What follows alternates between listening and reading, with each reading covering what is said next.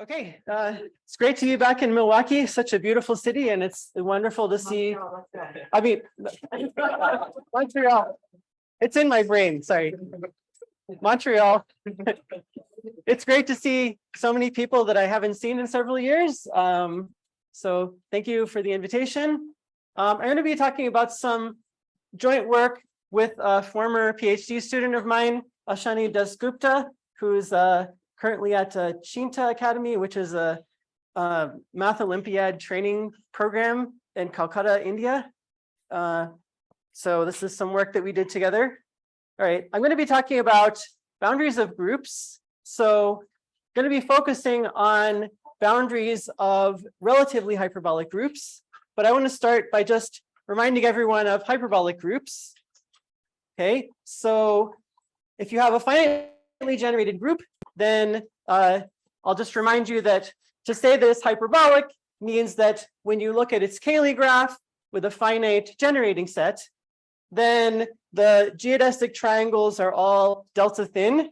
So there's a thinness to the triangles. And we're going to be looking at boundaries, the space at infinity. So we say that two geodesic rays are equivalent if they remain bounded as you go off to infinity. And then we can say that rays are close if they remain bounded for a very long time and then possibly go off in different directions. Okay, so this is a standard definition of what's usually called the Gromov boundary of a delta hyperbolic space. So we have equivalence classes of rays with this notion of closeness turns this into a topological space. Okay, so that's the hyperbolic situation.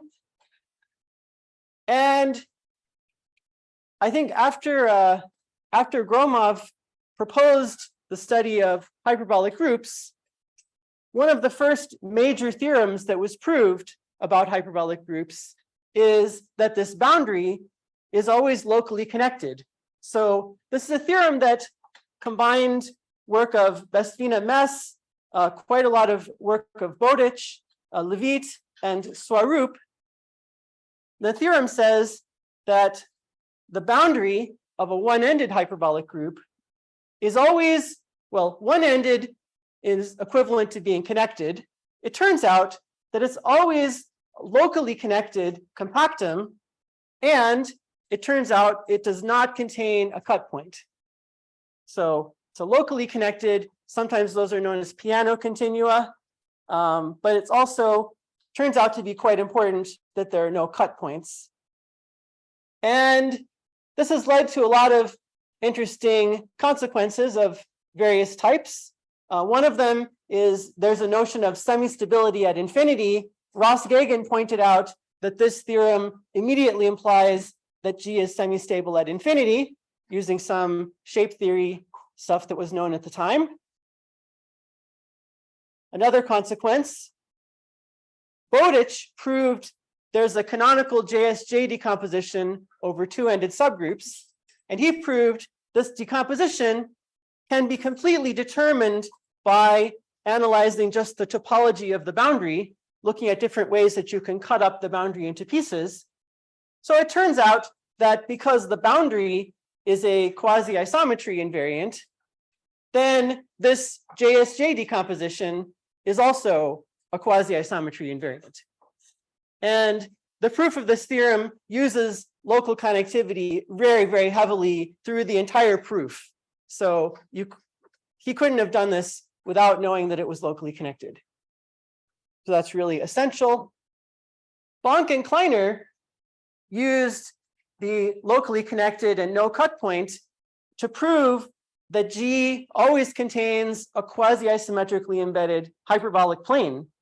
So you can construct sort of nice quasi-arcs in the boundary and show that they can be filled in with a piece of a hyperbolic plane. You can get basically any hyperbolic group except for free groups always contains a copy of a hyperbolic plane.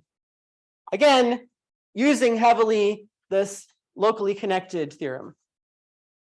Perhaps surprising, but in many cases, you can even figure out what the boundary is, what space it is, because it turns out that quite a lot of the time, this locally connected boundary with no cut point is homeomorphic to the Menger curve, this famous fractal that you get from drilling out pieces from a cube. So work of Kopovich and Kleiner gives you an easy way of recognizing when the boundary is a Menger curve. And then it turns out through work of Damani, Girdel, and Pratitsky that generically random groups, it turns out, with overwhelming probability, have a boundary which is a Menger curve. So basically, if you just write down some random garbage presentation and you have no idea what it is, but as long as it's sufficiently complicated and long, then probably it's a hyperbolic group whose boundary is the Menger curve. Again, to know this, it's essential that the boundary is locally connected and has no cut point. Okay, so we get a lot of consequences out of this structure of the boundary, and it's played a pretty influential role in the study of hyperbolic groups. So now I want to say something about relatively hyperbolic groups. So it has to do with, well, a group being hyperbolic relative to certain subgroups. And so the setup is algebraically, you're given a group G and some collection of finitely many subgroups, which I'll denote as a bold letter P. Think of the bold P as a set of finitely many subgroups. That structure is called a group pair. And I'm going to give a definition which was introduced by Bowditch. So we say that a graph, a connected graph, is fine if for any edge, there's only finitely many circuits of a given length that pass through that edge. Okay, so of course, locally finite graphs, like say the Cayley graph of a hyperbolic group, this is an obvious property. If your graph is locally finite, you should think of graphs that might be locally infinite. Maybe you have a vertex of infinite valence, and then you don't know how many ways you can go from there. So this is some finiteness property of the graph. Okay, and a group is said to be relatively hyperbolic if it acts co-compactly on some fine hyperbolic graph in a way that the stabilizer of every edge is always finite. Okay, and there's a little more terminology that goes along with this. So what is the family P here? Well, remember, we said that there could be some vertices that have infinite valence. Maybe they have an infinite subgroup that stabilizes that vertex. So the infinite vertex stabilizers are simply the conjugates of the members of P. And those are called peripheral subgroups. So we'll sometimes say that G is hyperbolic relative to P in this situation. Okay, so I'm going to have an example. Here's one of my favorite examples. Maybe you've seen the fairy graph, this tessellation of the hyperbolic plane. So famous tessellation here. One way that it arises is the group SL2Z acts on this tessellation of the hyperbolic plane by ideal triangles. And if I were to represent it in the upper half space model, the ideal vertices are exactly the rational points of the circle. So SL2Z, what you should look at here is the edges of the tessellation. Think of this as a graph. And those ideal vertices there, those are vertices of infinite valence. There's infinitely many edges coming in there. So that's a good example of a fine hyperbolic graph. And if you like three manifolds, here's another example you could think about. So say the Whitehead link, the complement of the Whitehead link in S3 has, so that group acts on hyperbolic 3 space, and it permutes some tessellation by regular ideal octahedra. So think of this as just a three-dimensional version of the fairy graph. In this case, the ideal vertices are at the Gaussian rationals. So just slightly more complicated than the fairy graph, which was in 2 dimensions. So I didn't quite know how to draw the whole tessellation. I think it becomes hard to see when you do that. But you could imagine that you take this and you tessellate it around in a way similar to the first picture. Now, maybe you can convince yourself from sort of looking at the picture that it has this fine property. It's a little harder to see that these graphs are actually delta hyperbolic. However, this was the thesis of Benson Farb. He proved essentially that if you think of this as a graph where every edge has length 1, then these sort of graphs that correspond to finite covolume hyperbolic lattices, these graphs are delta hyperbolic. And he used this to give a description of relative hyperbolicity and its relation to classical hyperbolic geometry. All right, any questions so far? All right, so when you have a relatively hyperbolic pair, group pair, there's a natural way of attaching a boundary to it. Maybe you could guess from looking at these examples, it seems like there should be some sphere in this example, which represents the boundary.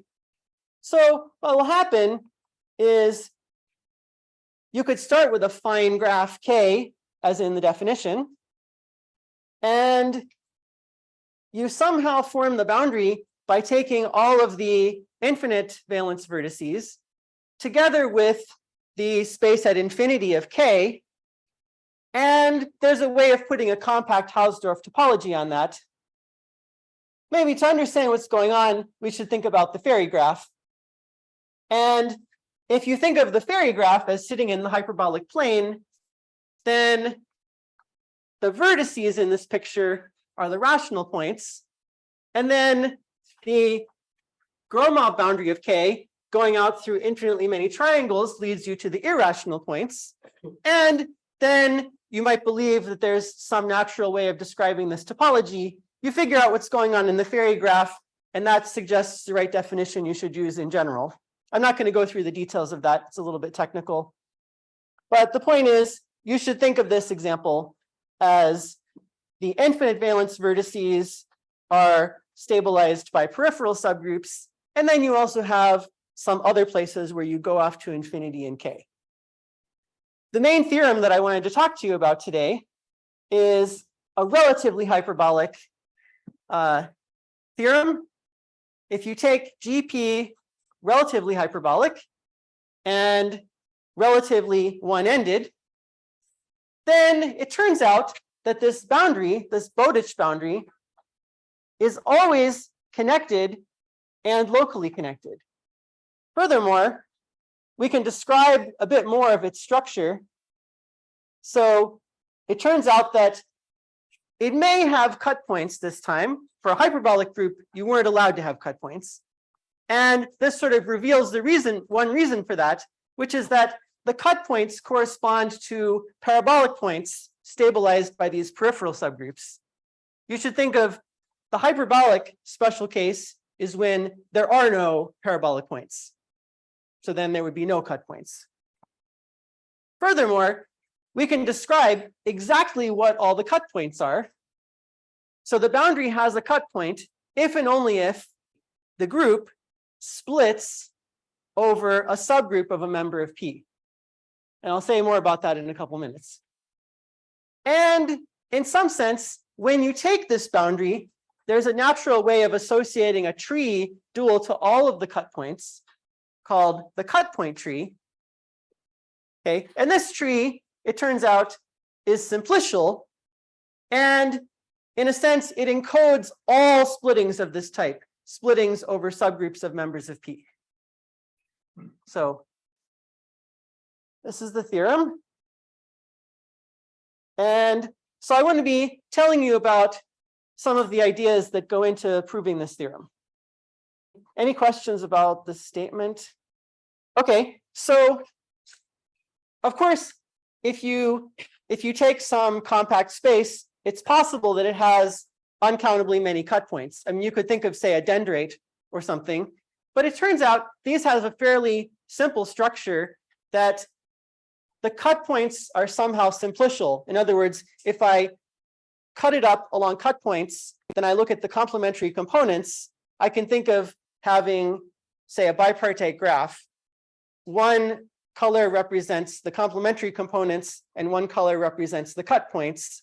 And the claim is that this is actually a simplicial graph which is connected and encodes all of the cut point structure of the space. Okay. And it's not hard to make examples where you wouldn't get a single cut point tree from this process. So this is really telling you something non-trivial. It says there's not that many cut points. Okay, so a little bit of history.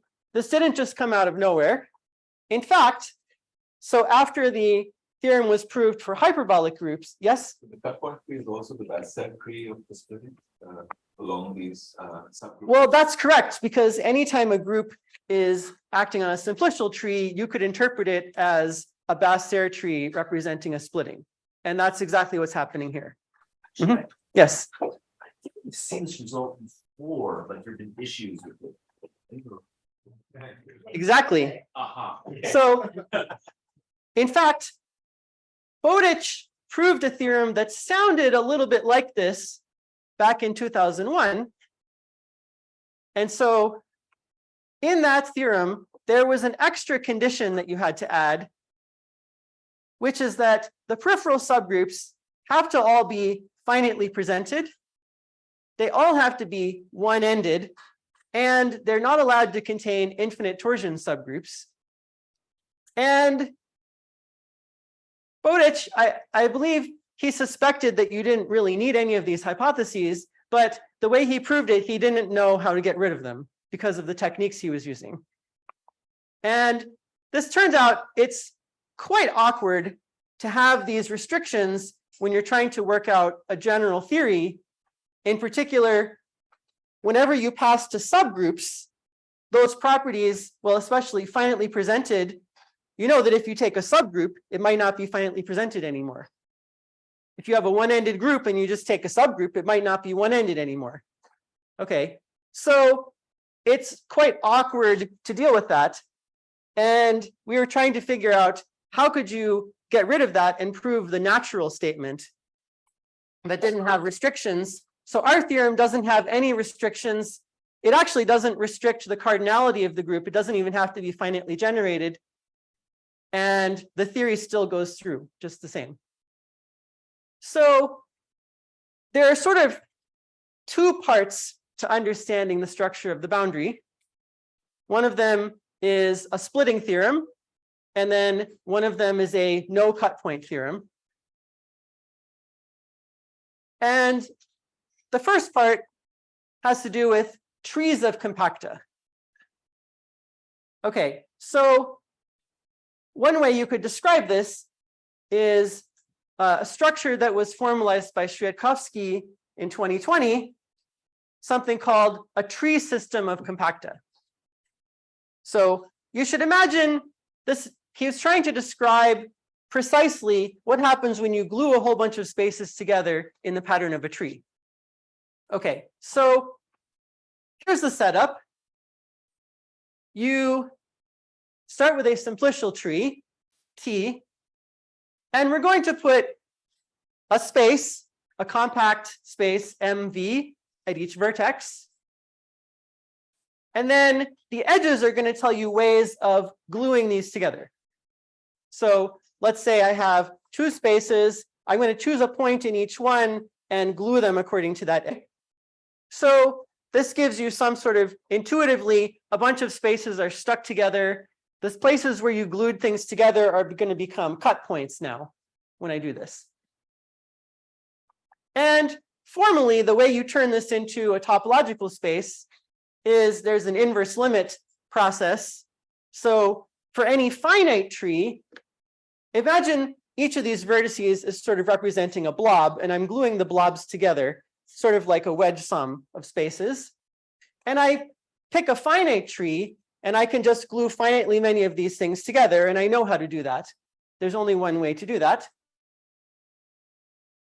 Then the limit of the tree system is I take the inverse limit of all of the finite gluings. So that's just precise way of saying exactly what space you're doing and what topology it has. Okay, so you just think of it as glue together all of the spaces in the tree, and somehow at the ends of the tree, you're going to have extra points that are added to make it compact. Okay, so why is this helpful? Well, if you happen to have one of these tree systems of spaces, and you want to understand what you get, first of all, it's not hard to see that if each of the individual spaces that you were gluing together is connected and locally connected, then the M that you get from gluing them all together will also be connected and locally connected. So one way you could justify this, first of all, it's a basic point set topology. It's not difficult to see that an inverse limit of continua is always a continuum. So compactness and connectedness pass to the limit. There's no problem there. The main thing is locally connected. Why should it be locally connected? I mean, you're doing some kind of crazy limit, and maybe you have trouble visualizing what happens when you take the inverse limit of a bunch of stuff. Who knows what that could be, right? You did some general topology, and now you don't know what you have anymore. Well, it turns out there's a theorem of Charles Capel from 1954 that solves part of this problem. So if you take any inverse limit of connected and locally connected spaces, the limit is always again connected and locally connected, provided that there's a condition. The bonding maps have to be what's called monotone, which means that so for each of the bonding maps, the preimage of any point always has to be connected. That's what that means. And that is the case in this situation. Okay, so in some sense, if you understand the pieces in the decomposition and you can show that they are locally connected, in fact, that's enough to understand what happens when you paste them all together. Okay, so I put up, here's some examples. In case you have trouble visualizing what an inverse limit looks like, here's some different trees of spaces that by that previous theorem, these are all locally connected. Okay, the first space up here, it looks like somebody took a whole bunch of Sierpinski carpets and glued them together in the pattern of a tree. Okay, so you can see there's a Sierpinski carpet with a bunch of blobs hanging off of it, but the blobs are also Sierpinski carpets, and they have more Sierpinski carpets hanging off of them, and there's some infinite tree of those. Okay, this picture over here, if you look at the blue stuff, it's a tree of disks, or if you just look at the boundary of it, you could think of it as a tree of circles, depending on your interpretation of the picture. In this picture, we see a tree with infinite valence. So according to our instructions, we have infinitely many, we're gluing together a bunch of circles, but we're gluing them in a way that infinitely many circles are attached at each gluing point. Okay, so, and now you can see that since the Sierpinski carpet, the disk and the circle are locally connected, that's easy, then any of these trees of spaces is also locally connected. Okay, so in some sense, this part is pretty automatic if you can understand what the pieces are. Right? Yes. So I mean that appears to be a surface truth with an incidental parabolic. That the bottom one, is that correct? Like, that's correct. Yeah. And what is the what group should one think of for the picture, or is there no? So I believe that's not actually a boundary of a. That's not actually a boundary of a group. I think that's actually a picture of some Julia set of a dynamical system. But I was illustrating, Okay. This is an example of space that you get from gluing locally connected spaces together. So I wanted a picture of something that I could show you that wasn't just a circle, it was a little more complicated. Okay. So I figured if you've heard of the Sierpinski carpet, you probably know that it's locally connected. So this is what it would look like to make a tree of them. Yeah. So the lower two pictures are actually Kleinian groups. The upper one, I think, is not a Kleinian group. So you could make a fine group with trees. Okay, I'd have to think about that. Or maybe not, Yeah. Okay, anyway.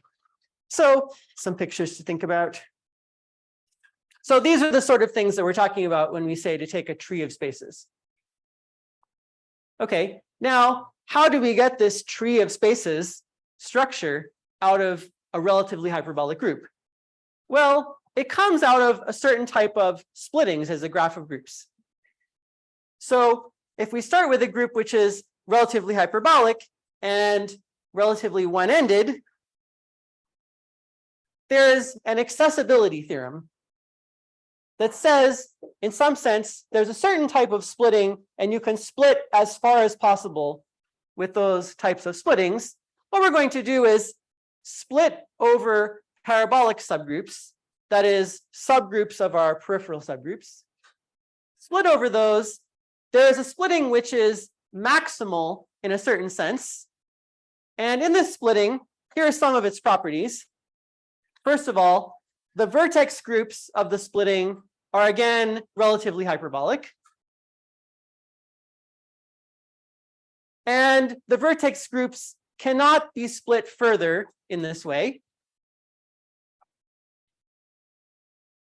The vertex groups, so the group that we started with, G, doesn't have to be finitely generated. It could be any kind of group, who knows, as long as it acts on a fine hyperbolic graph. But the vertex groups in this splitting will be finitely generated. So in some sense, they're in a more well-behaved family of groups. And when you form the boundary of the original group G, it becomes just a limit of the tree of spaces coming from the boundaries of each of the vertex groups. So you have some tree for the Bastaire tree for this splitting, and that tree itself describes how to glue together all of these boundaries of subgroups.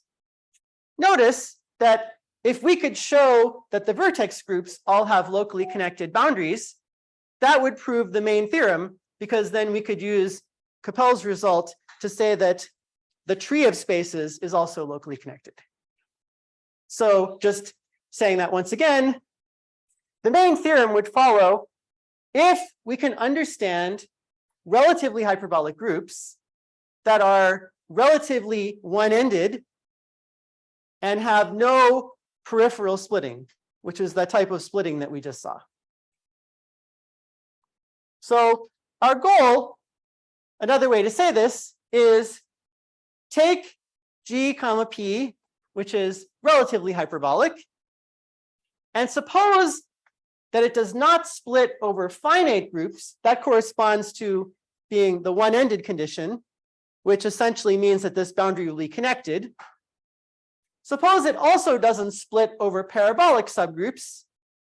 And technically, there's a detail that I haven't mentioned. The splittings I'm looking at are actually splittings relative to P. Everything here is relative because we're doing relatively hyperbolic groups. What it means to split relative to P, well, you should think of, if you have a group, you know what it means for a group to act on a space. But if the group comes with a family of subgroups and you have a group pair, then to say that the pair is acting means that each of those subgroups has to act with a fixed point. So you're acting relative to the subgroups if each of those subgroups has a fixed point. Okay, so these are splittings all that are relative to P. Okay, so if you have the situation, no splittings over finite or parabolic subgroups relative to P, we would like to know that this boundary is locally connected and has no cut point. Okay, here's an example of some boundary that is, so let's see. Having no splitting over finite groups should give you something connected. And we hope having no splitting over parabolic subgroups means that you don't have any cut points. But the thing that's left could still be fairly complicated. This is some sort of a boundary where you have a bunch of points that look like they have valence 3, where there's three things stuck together, and you have a bunch of pairs of points that you can remove to disconnect it in some complicated way, but there's no cut points. So it could still be complicated, and we're not really sure what it could be. Okay. So you should imagine it's a complicated space that you're still left with. So, yes. Why we need to prove that it has no cut points? Okay. So, well, I mean, for one thing, so it turns out, and we'll see this in a few minutes, that cut points and locally connected are actually very closely related. It turns out that the way that this story first started was Bestvina-Mess were interested in figuring out whether hyperbolic groups had a locally connected boundary. And they proved a theorem that if you could show that the boundary has no cut points, it follows that it's locally connected. That's actually not a difficult argument. It's only about maybe less than 2 pages of in their paper where they did this. So essentially, they showed that either the boundary has a cut point or it's locally connected for hyperbolic groups. And there's a version of this that works for relatively hyperbolic groups that we'll see in a few minutes. Yeah. So it turns out, although it's not obvious if you haven't thought about it, that cut points and locally connected sort of go hand in hand. Okay, so where was I? Okay, so the main part of the argument is understanding this, what I said was the goal. No peripheral splitting implies locally connected. So if you have ever looked at Swarup's proof for hyperbolic groups, you'll see what we're doing here is essentially following the same outline as Swarup, but several of the steps require more work in order to get the same sort of strategy to work in this general setting. So the strategy is inspired by Swarup's proof for hyperbolic groups. And well, that proof, what I find so amazing about that proof is all the different ingredients that it combines together. So the first ingredient is a construction of Bowditch on what might be called a cut point dendrite associated to any continuum. Okay. Dennis Osen proved relatively hyperbolic groups always have a finite relative presentation. Then this sort of accessibility ultimately relies on Dunwoody type ideas on accessibility of splittings. Levitt has a theorem that says if you have a real tree with a group of homeomorphisms acting on it, then sometimes you can turn that into a metric real tree with an action by isometries. So a real tree metrization theorem. The Rips machine, due to Rips and Bestvina-Mess, so some structure theory for actions on R trees. And this theorem that I mentioned a minute ago, Bestvina-Mess proved this theorem that no cut point implies locally connected. So quite a lot of ingredients going into this. So I'm going to sort of go through and give you some idea of what's going on in here and what we do in the relatively hyperbolic case. Okay, but a lot of ideas going into that. It's a great little, his paper is, Swarup's paper is only, I think, less than 6 pages. And really just remarkable way all of these ideas were put together. Essentially, relativizing a lot of things that had been known in a non-relative setting. So let's see. First of all, what is this dendrite?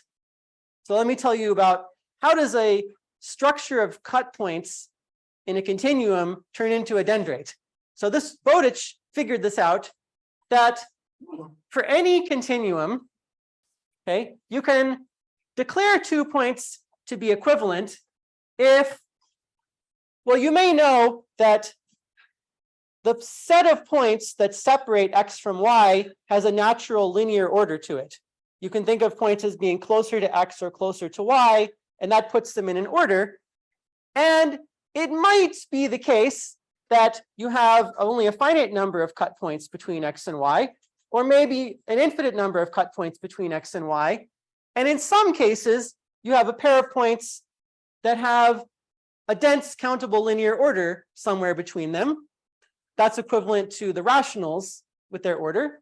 So what he says is, if you don't see a copy of the rationals in between x and y, then x and y are pretty close together, and we're just going to glue them together. Okay. So somehow it's meant to eliminate any sort of simplicialness to what's going on between x and y, and somehow collapse everything down as far as possible. Remarkably, Bowditch proves this process actually works, and what it gives you is a dendrite. Now, maybe it's sort of clear or intuitive that you should get a tree when you do some sort of collapse like this, although it's not obvious that it should even be Hausdorff, and that's actually quite tricky part of his proof, proving that this quotient is Hausdorff and metrizable actually. Okay, so what we can do is, if GP is relatively hyperbolic with no splitting over finite groups or parabolic subgroups relative to P, then what we can show is if the boundary contains a cut point, then this group acts, you can take the boundary, collapse it to a dendrite, and then you take what's known as the interior of the dendrite, that is, remove all of the endpoints from the dendrite. Now you get some non-compact tree. And your group is acting by homeomorphisms on that tree, but there isn't really a metric. It's just acting by homeomorphisms. And they came from an action on the boundary by homeomorphisms. So what we can say is, this tree, whatever it is, the interior of D acts on it by homeomorphisms. The stabilizer of every arc is a finite group. And the action is what has a property called non-nesting, which is like sort of like isometric in the top logical category. I don't really want to say what that is. But the important feature here is no fixed point. This is in this boundary on it, and the action is not. And it doesn't collapse into its body.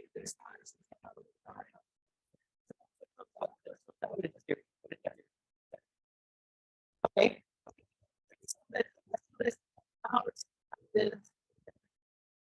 So there's a property called the convergence group of when you act on the boundary, you're a convergence group.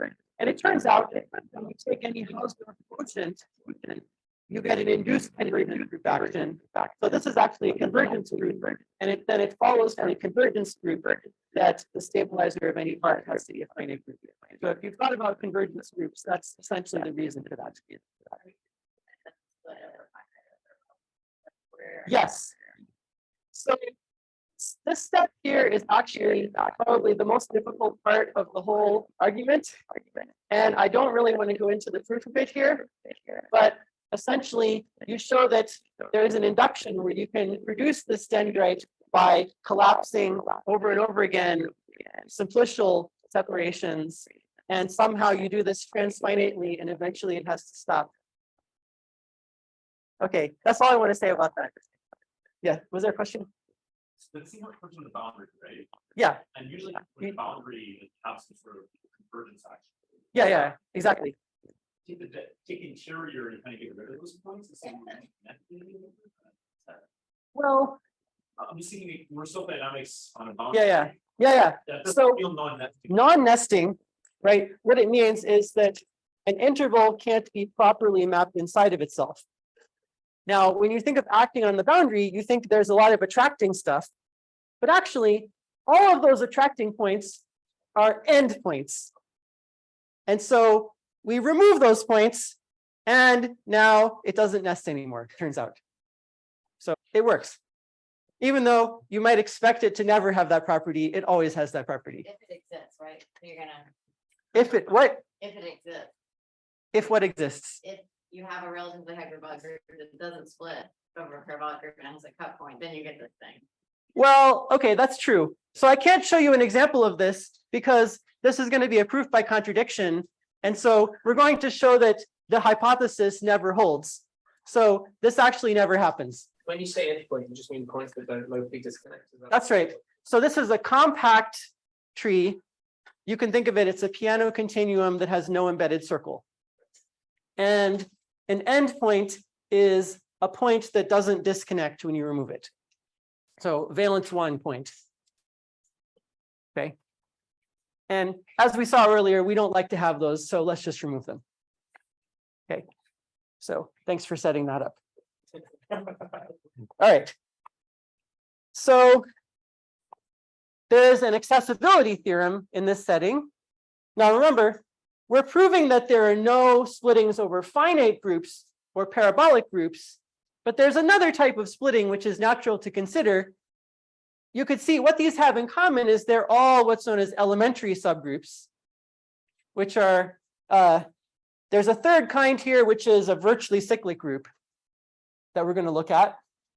So we're going to use Osen's theorem that relatively hyperbolic groups have a finite relative presentation. And that's good because if you've worked with Dunwoody's accessibility theory, a key hypothesis is the groups have to be finitely presented. And if you're just doing finitely generated or more general, then you have groups that aren't accessible. But fortunately, we're doing all of our splittings relative to P, and Osen proved that these groups are finitely presented relative to P. So that turns out to be good enough, and the accessibility theory goes through. Okay, so this will look a lot like our previous accessibility theorem, but we're doing a different kind of splitting this time. Okay, so there's a maximal splitting over elementary subgroups. Each vertex group is relatively hyperbolic with respect to some natural induced family of subgroups. The vertex groups have no further splitting over elementary subgroups relative to this family PV. Oh, that's the end. Okay, so I thought there was another case. Yes. Okay, so like before, we can cut it into pieces that can't be cut anymore by splitting over elementary edge groups.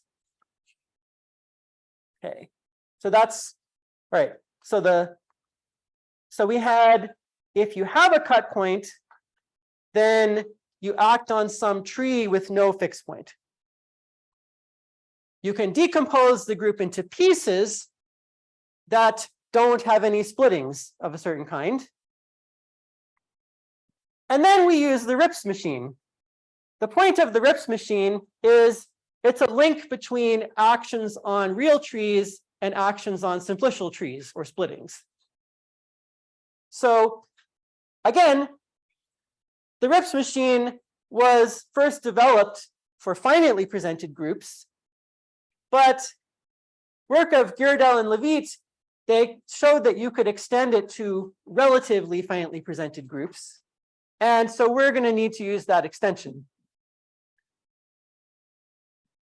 Okay, so combining some deep theorems of Levitt and Bestvina-Mess on our trees, what we can conclude is, in some sense, this is a version of the main theorem on the Rips machine of Bestvina-Mess. So if you have a relatively hyperbolic pair, H comma Q, and it acts relative to Q on some real tree D0 with finite arc stabilizers, and if the action has this non-nesting property, it turns out the link between splittings and R trees is the following. If H has no splitting over elementary subgroups, then the action on this tree must actually be trivial and it has a fixed point. In other words, if you could act non-trivially on a real tree, then you could act non-trivially on a simplicial tree and get a splitting. Okay, so you might notice that this setup looks a bit similar to what we had from the dendrite theorem. Let me remind you, the dendrite theorem was if you have a cut point, then you get an action on some real tree with no global fixed point. On the other hand, if you don't split, then you do have a fixed point for any tree that you act on, any real tree that you act on in this way. Okay, now we come to a version of Swarup's brilliant argument from the 6-page paper where he puts together all of these ingredients. So we combine the previous 3 theorems, the dendrite theorem, the accessibility theorem, and the Rips machine theorem. Oh, suppose you have GP, which is relatively hyperbolic, and suppose it doesn't split over a finite subgroup or parabolic subgroup relative to P. And by way of contradiction, let's suppose that the boundary of this group does have a cut point. We want to see that that causes a problem. Okay. Well, the first thing we can see is by looking at the boundary and collapsing to the dendrite is non-trivial. It doesn't just collapse all the way to a point. There's still something there. And not only is there still something there, but the action on this tree has no fixed point. So it's a non-trivial action on this real tree. On the other hand, we can decompose it into pieces by cutting along elementary subgroups. And each of the vertex groups by the Rips machine does have a fixed point when it acts on that tree. Not only that, there's something that I mentioned a minute ago, which is this thing about how it acts with finite arc stabilizers. If you have an infinite group and it has a fixed point, and you have finite arc stabilizers, then it can only have one fixed point. So in fact, every vertex group and every edge group of this tree all are acting with unique fixed points. But if every vertex and every edge group of the splitting all have unique fixed points, then that point is actually fixed by the entire group action. So there you go. If you have a cut point, you get an action with no fixed point, but you can cut it up into pieces such that all of the pieces have unique fixed points, and then you do have a global fixed point. Yes. Yes. You said something about having a cut point implies that the dendrite is non-trivial. Well, this part of this conclusion, the action, whatever D0 is, if the dendrite were just a point, then this would be acting on the empty set and you couldn't get this conclusion. There must be something non-trivial there because the action is a non-trivial action that really moves things around and doesn't have a fixed point. Okay, so we conclude, well, that's a contradiction because it has no fixed point, but it has a fixed point. How could that be? Well, the way it could be is that there actually can't be any cut points.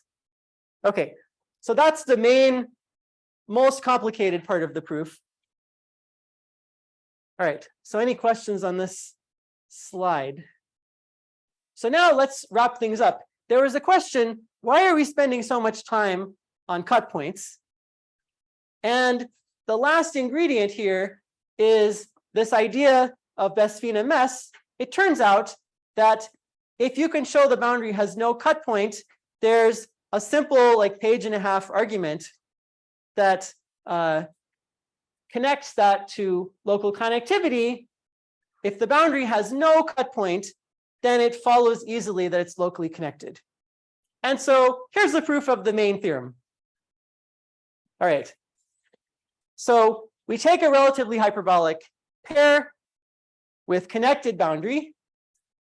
Then it turns out we can take its maximal peripheral splitting, and we get a tree whose individual spaces we now know are all locally connected by the Bestvina-Mess theorem. So we stick those locally connected spaces together, and we get a total space which is locally connected. And we have a precise description of where all the cut points were. In fact, the things we were sticking together had no cut point. So these are the only cut points in the space.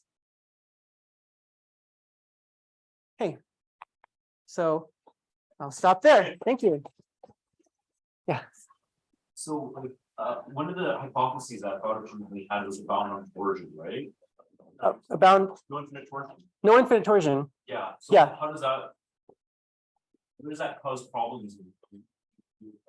Or just It causes problems in two different places in the argument, and neither one of those was really a problem.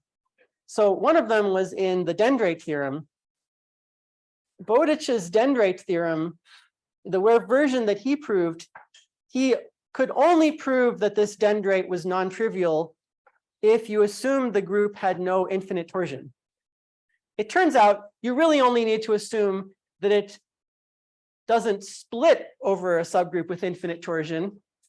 And because we're assuming that it doesn't split over any parabolic subgroup, that follows automatically. So he didn't notice that he didn't need to restrict it in that way for the argument to work. A second place was in an application of the Rips machine. The original setup to get finite arc stabilizers, you needed to know that there weren't increasing chains of finite subgroups. And this Girdel and Levitt's approach to the Rips machine showed that that was not actually the case, that you didn't need to make that restriction. So we actually just plugged into Girdel-Levitt, fixed that one issue, and we didn't really have to work much on the Rips machine in our paper. Which, accessibility. well, the thing is, accessibility depends on being finitely presented. And it turns out it also works if it's finitely presented relative to your peripheral subgroups, which we know is always the case. So essentially, you can just plug into Dunwoody's accessibility argument with very little change. Yeah, Mohan. I mean, substantial part of proof seems to work if you're acting as a convergence group on a dendrite. So where exactly do you use, I mean, except for the Bestvina-Mess intermediate at the end? Yeah. I mean, there seems to be something stronger lurking, right? So if you have a convergence action of a relatively hyperbolic group, limits at, say, a dendrite, there should be some statistics that you can probably extract. Yeah.